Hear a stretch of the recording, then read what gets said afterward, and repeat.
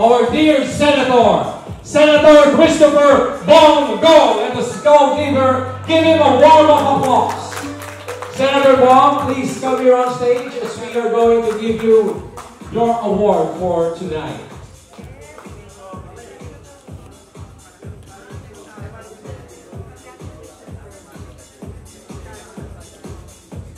Senator Bongo, let us give him a round of applause, ladies and gentlemen.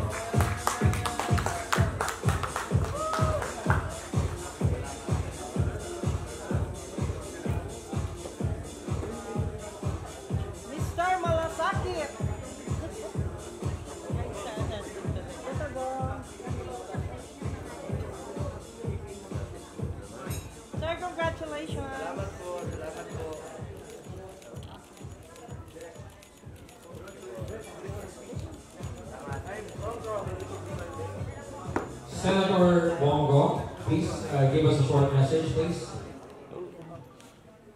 Magandang gabi po sa inyong lahat, mga kababayan ko. Unang-una, sa lahat ng mga awardees, congratulations po sa inyong lahat. Kanina po, papasok ako rito, may nagpasalamat po sa akin. Huwag po kayong magpasalamat sa akin. Ako po ang dapat magpasalamat sa inyo dahil binigyan niyo po ako ng pagkakataon na makapag-servisyo po sa inyo lahat. Maraming salamat po sa inyo lahat, mga kababayan ko. It is truly an honor to be recognized tonight as the most outstanding public servant by this prestigious award-giving body, the World Class Excellence Japan Awards. I am deeply humbled and grateful for this recognition. Thank you very much po. With or without an award, my duty is to serve the Filipino people.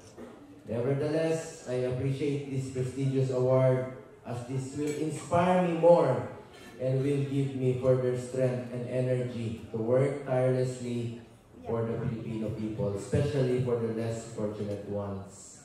Sipag, pagmamalasakit, at more servisyo po ang pwede kong ialam sa ating mga kababayan Pilipino. Receiving this award is not just a symbol of appreciation. It is also a strong reminder of the responsibility we carry as public servants. This honor inspires me even more to work harder, serve with greater sincerity, and continue bringing public service closer to the people, especially to the poor, the hopeless, and the helpless. But let me be clear, with or without an award, I will continue to serve the Filipino people to the best of my capacity. My heart will always be in genuine public service, quietly working on the ground, listening to our kababayans and responding to their needs.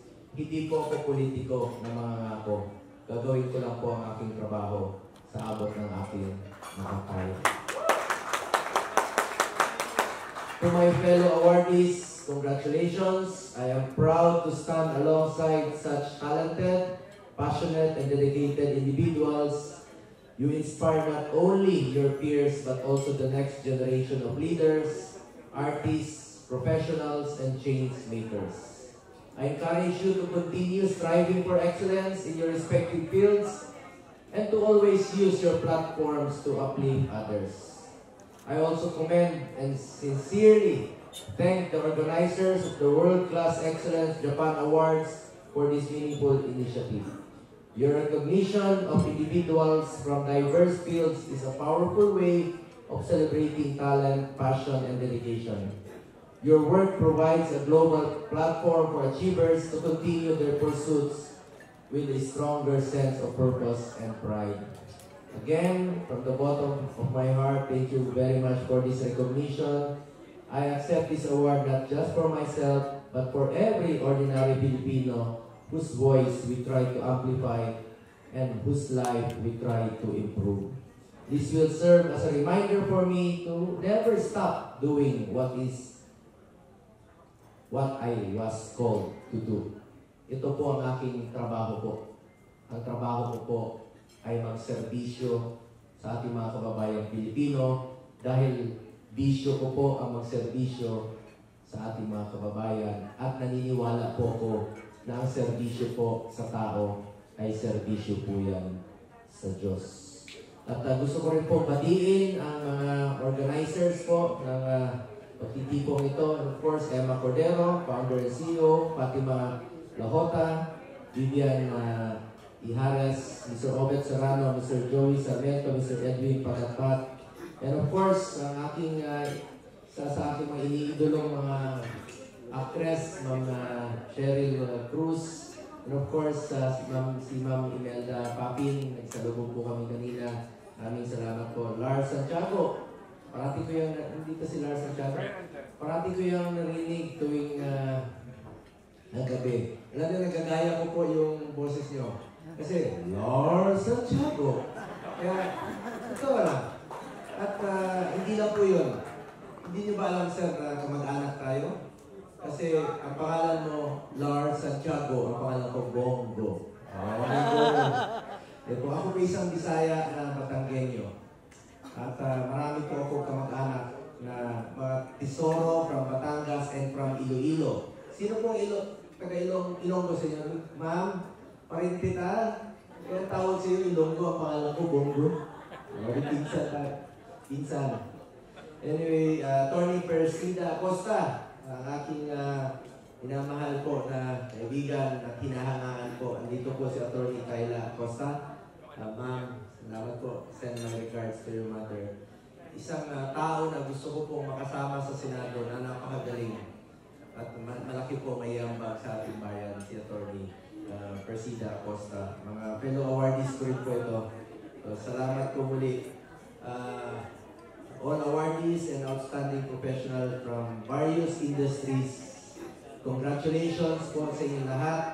At meron lang po akong sasabihin, sana po'y maalala ninyo sa mahabang panahon.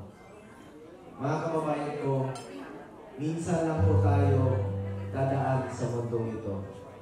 Kung ano pong kabutihan o tulong na pwede natin gawin sa ating kapwa, ay gawin na po natin ngayon dahil hindi na po tayo babalik sa mundo.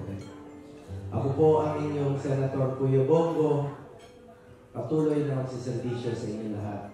Dahil ako po'y naniniwala na ang serbisyo po sa tao ay serbisyo po yun sa Diyos. Pasalamatan natin ang Panginoon sa buhay na binigay niyo po sa atin.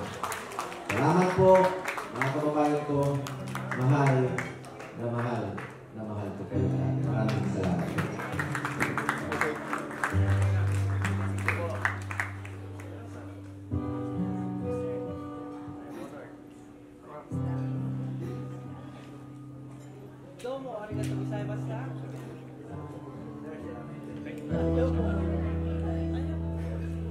Okay, so thank you very much, our dear Senator, Mr. Malasakit himself, Senator Bongo. Okay. Go na go! Go, go! Thank you very much and good luck, sir. And